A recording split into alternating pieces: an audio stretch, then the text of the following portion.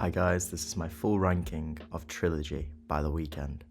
Now Trilogy is my favourite album of all time, and The Weeknd is my favourite artist of all time, so I love every song on this project in their own way. However, I thought it'd be interesting just to see my full ranking and just see some of my opinions on each song. Now I won't be going into full depth on the meaning of each song or its critical reception. However, I'll be detailing very briefly why I like each song and what I don't like. I want to preface that this is just my opinion. What I love the most about opinions and about music or movies is that people can have such drastically different views. Feel free to disagree in the comments. If people do disagree, it just shows how great the project is that someone can have such drastic and such different views. So that's enough waffle, let's get on to the ranking. Number 30, Thursday. Coming in last place is the song Thursday. This song's never really stood out to me in the whole album, and it doesn't quite grab you the same way some of the other tracks do. The slow pace and introspective tone feels a little bit drawn out, making it a decent listen, but it doesn't quite grab you the same as some of the other tracks do. Possibly it's down to the story not being as interesting to me as some of the other stories throughout the album, but this song has just never truly stood out to me, and I believe it's the weakest song on the whole of Trilogy. Number 29, Heaven or Las Vegas. Coming in second to last place is the song Heaven or Las Vegas off the Thursday mixtape. Now funnily enough, this song was actually quite high up in my ranking when I first started to listen to Trilogy about 5 years ago. However, over time it hasn't aged as well. I feel like I like the potential in the song, but the actual song doesn't deliver for me. Moments that should feel powerful fall a bit flat, especially compared to other songs with a similar vibe, like The Birds Part 1 or Life of the Party, which hit much harder. However, I do love that the title of the track borrows off the Cocteau Twins album Heaven or Las Vegas. Number 28, The Fall. Now I originally for a while had The Fall as my least favourite song on Trilogy, which I know is quite a controversial opinion. However, I do like it a bit more now, and I think I've grown closer to the song and been able to enjoy its themes a lot more over time. However, I still don't think the track lands as much as some of the other songs do. I don't know if it might be an over-repetition of I Ain't Scared of the Fall, or maybe it's the song's themes, but I just don't find it as compelling as some of the others. However, I do like some of the imagery that's used in the song. I just don't think it merits being placed higher on this ranking. Number 27, Next. Now we're getting to the stage of the ranking where I genuinely love all the songs upcoming. That's how much I enjoy Trilogy as a whole, and why it's my favourite album of all time. Now Next is a song that does stand out, and I do love its slower themes, kind of similar to Echoes of Silence, which funnily enough comes next in the mixtape of Echoes of Silence. I just think I prefer the song Echoes of Silence, and I think it does its job better than this song does. The song like Echoes of Silence I can picture in my head and I can see the story play out, but this song I can't see kind of as strong a story to truly understand what the song's about. Number 26, Life of the Party. Now I really like the vibe on this one. It's so energetic and it really gets me pumped up when I'm listening to it. It really immerses you into the story and the setting so well, probably better than a lot of the other tracks that are even ranked higher on this ranking. So recently I re-listened to Thursday, and this song really stood out at the time. I was with my friend showing him it for the first time, and we absolutely loved it on the listen, and it's been my most enjoyable listen of the song. We'd had the lights off, we'd had headphones on full blast, and it was just hitting every single beat. And it was just a really incredible experience, so that's definitely bumped this song up on the ranking. However, I do believe it can get a little bit repetitive at times. Once you get past that initial kind of spark of listening to that beautiful guitar playing and that pumping bass and the drums, once you get past that point, it doesn't hit as hard as kind of the first time. Number 25, DD. Now I love this track. It's a fresh take on Dirty Diana, and in some ways even better than the original in my opinion. However, saying that, Dirty Diana is one of my favourite songs of all time. I just think that The Weeknd's style really suits Michael Jackson's music, and I'd have loved to see him cover more of Michael Jackson's songs. However, the reason it's ranked so low on this ranking is simply the fact that because it's a cover, it feels wrong to rank it higher than some of the other original tracks. However, I cannot state enough that I absolutely love this track. Number 24, Outside. Now I believe Outside is one of the most underrated tracks in the whole of Trilogy. Its narrative is clear, it's concise, it's beautiful production, and I believe in some ways it's kind of a precursor to Kissland. I think that kind of atmospheric, kind of world building really, really exists on this record. Definitely one that if you like Kissland, this is a perfect track to go into. Number 23, Gone. Now Gone's a strange song on the whole of Trilogy. It's the only song that was recorded live, giving it this really great, raw, authentic energy. However, I do believe the song's length can make it feel a little bit stretched out, which slightly lessens its impact. Number 22, The Morning. Okay, now I know, crucify me, but The Morning is an absolutely incredible song. It has a beautiful guitar melody at the start, its chorus is fantastic. However, I just don't think it's as good as people make out. I think possibly the most overrated track on Trilogy. I just don't think its atmosphere hits as hard as some of the other songs. However, I do believe that it's one of the Weeknd's most important songs, structurally, because it sets a lot of kind of the songs up for Beauty Behind the Madness in particular, which was the album that excelled his career and pumped him to superstar status. I just don't see myself that often coming back to this song past the first 2 minutes, because the opening guitar is so good, but the rest of the song feels kind of more immature in a way compared to it. I don't know if immature is the right kind of terminology to use there, but I think it's just the best way to describe it, that the rest of the song is about a simple hedonistic pleasure of money, whereas a lot of the other tracks on Trilogy kind of go deeper than that and more meaningful. Number 21, Till Dawn.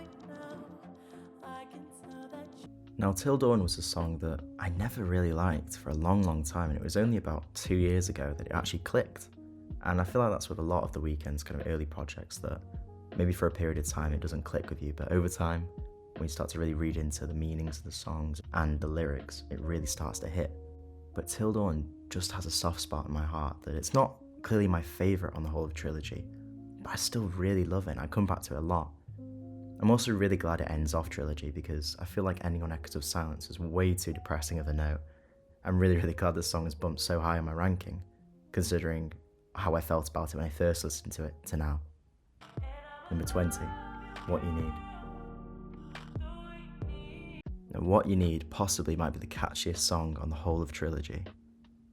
I constantly find myself singing, "He's what you want, he's what you want, I'm what you need," all the time. It gets so stuck in your head. Now, the song is very simplistic, it has a very simple structure, but it just works, and I think it's a really great bridge between the high defining powerful high for this that opens the whole of Trilogy, to then have a little bridge, a little break in between, to then go to House of Balloons, one of the most powerful songs in the whole of the album, sonically. As well as that, I love the simplicity of its message. There's no hidden meaning, it is just simple, blatant. It really gets the audience to understand exactly what the Weeknd is, what he stands for, what the character personifies, what the character's meaning, without this kind of whole trickery or juxtapositions. It's just simply stating exactly how he feels. Number 19, Initiation. So now we have one of the strangest songs in the whole of Trilogy, Initiation. It just feels so different to any other track, and I absolutely love that. Now, I used to have it much higher on rankings. However, over time, I don't seem to like it as much, or don't seem to go back to it as much, unless I'm listening to the whole of Echoes of Silence. I do love how it comes just after EXO, the host being such a quiet and such a liminal song, to then suddenly go into this stark contrast of pace and power. It's a really great switch up, and I think Echoes of Silence needed it to just contradict the kind of slow, sad, melancholic sounds that are on the mixtape. I do just want to highlight as well that any sort of Weeknd rapping is always incredible. Number 18, Rolling Stone. Rolling Stone is again another track that really grew on me over time. I think for a while I dismissed it just because of how harrowing that opening is compared to the rest of the song. I feel like it wasn't a song I wanted to go to because I found the opening so annoying. However, over time, when you listen to it a lot and you really start to understand the meaning of the song, the opening just fits it absolutely perfectly and flows so well on the mixtape. As well as this, I think the narrative is one of the most important Weeknd songs ever. It's him coming to terms with his projected fame, his aspiration for stardom. It's come from a young man living in Toronto to absolute superstardom, and I think the song's aged wonderfully with that. The Weeknd kept on excelling and kept on growing past this song, to heights I don't think even he believed he could reach.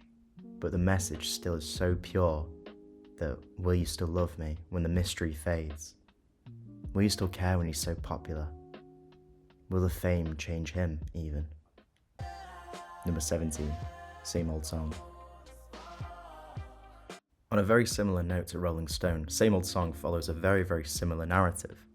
It's the whole idea of fame changing someone, and in this case, a girl that he clearly loves not wanting him when he's unsuccessful. However, he's got to a stage where he's had all this stardom, all this power, and possibly she wants him back, or maybe he wants her back. Or maybe it's a coping mechanism. Maybe he's lying to himself in believing that she does want him back now.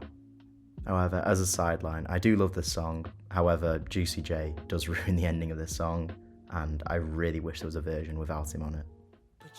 Number 16, Loft Music. Now we're getting to the stage in the album where a lot of these songs are genuinely 9 out of 10s or higher for me. Loft Music is one of these songs, and it's absolutely incredible. Now there's not too much to talk about when it comes to Loft Music.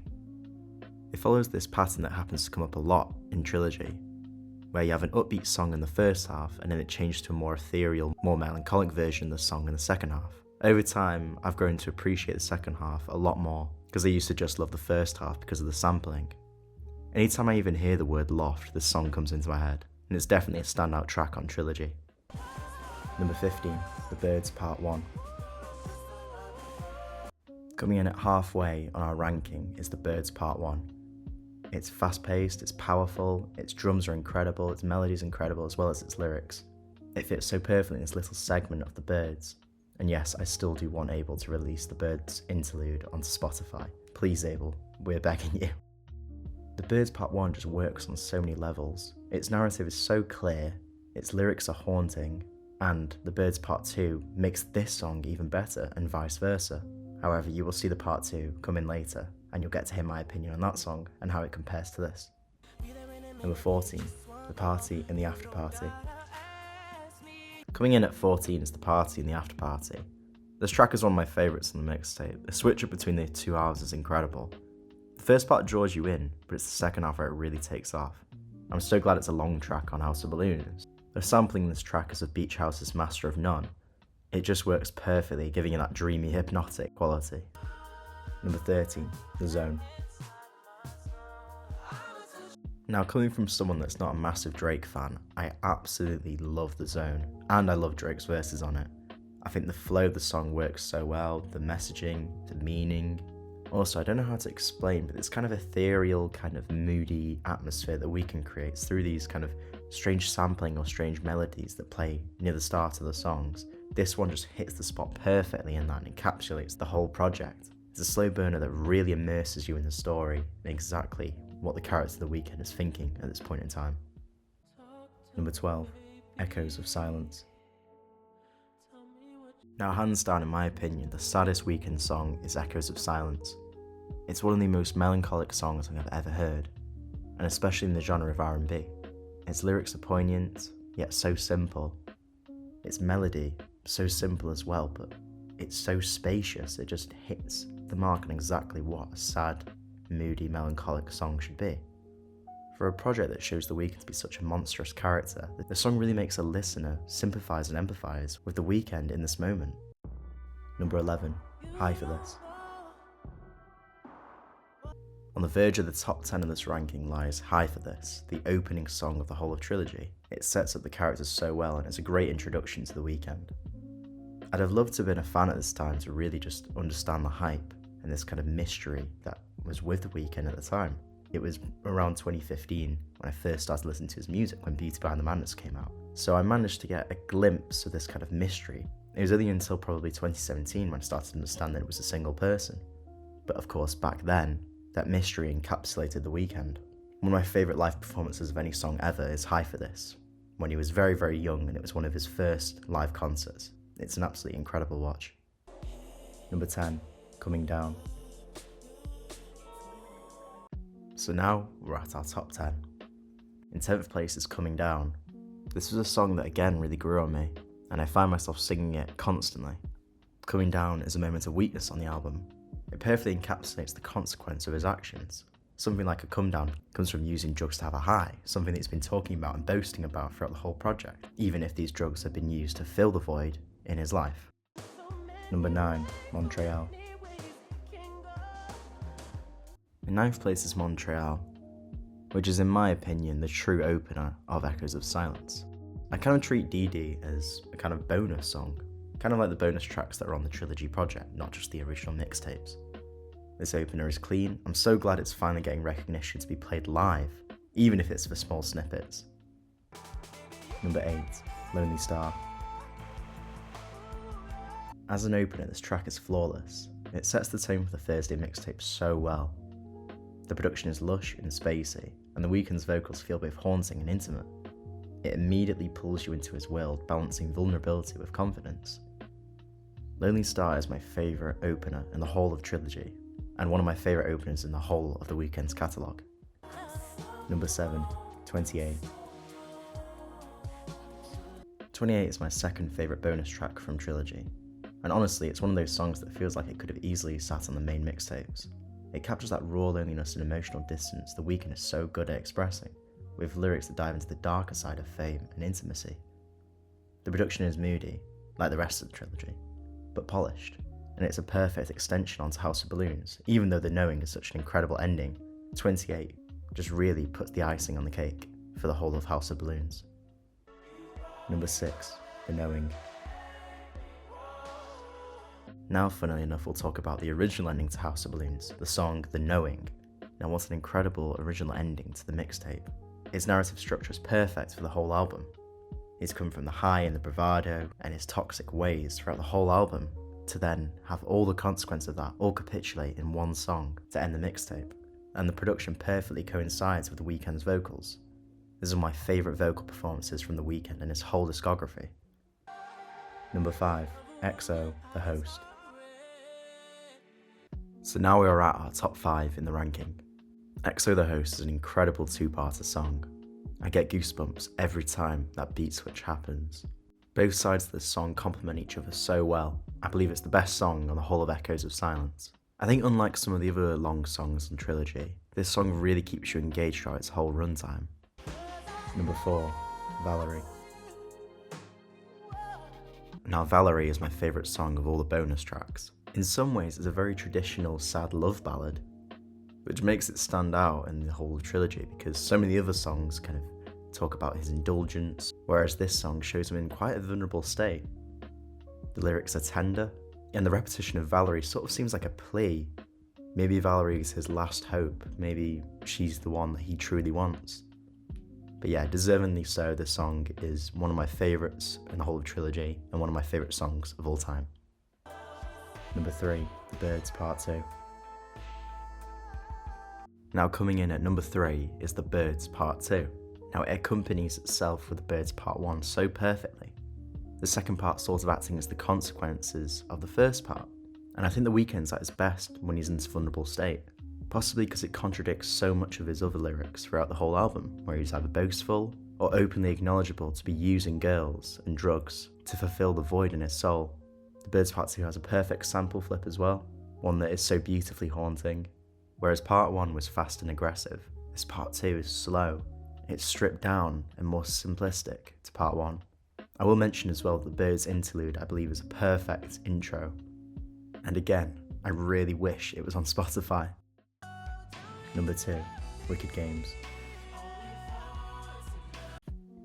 Now coming in finally at number 2 is the iconic track Wicked Games. The character of The Weeknd is such a destructive and selfish and monstrous person that highlights toxic masculinity and using others for one's own needs and troubles. However, this song just truly highlights that he's not glorifying these vices, he's exposing his own vulnerability underneath. Wicked Games is one of his first tracks where people really started paying attention to The Weeknd. It was a song that really started to take off. I'm so glad it's still on the Weeknd's setlist for his live performances. Every lyric in this song is just so iconic. Every bit about the production is so beautifully orchestrated. And I believe it's just such a perfect song. And would be in most cases the best song on the whole of Trilogy. However, there is still one more that I believe tops it. Number 1, House of Balloons, Glass Table Girls.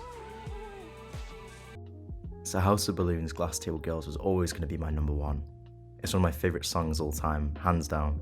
The sample is brilliant, and I think makes the original song so much better. This being the song Happy House. You're instantly dropped into this hazy world of drugs, women, partying, anything to distract yourself from your own emotional turmoil.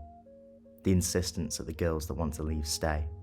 The scary repetition of persuasion, claiming that this is a happy house and that they are happy here, when in fact everyone can see, and even themselves know, they are not happy. Then around the halfway mark, the beat completely switches. The second half, similarly to The Birds Part 2, is the consequence of the first half. The second half is way darker. The song completely shifts from dreamy to menacing. This sort of carefree energy that's shown in the first half shows its true colours in the second. What felt like a happy house in the first half is exposed as something toxic and dark in the second. So it's this incredible blend of illusion and reality that really makes this song stand out to me, and does only so be my favourite song off the whole of Trilogy, one of my favourite songs of all time, and in my opinion the best Weeknd song of all time. Thank you for listening. Be sure to check out some of my other videos.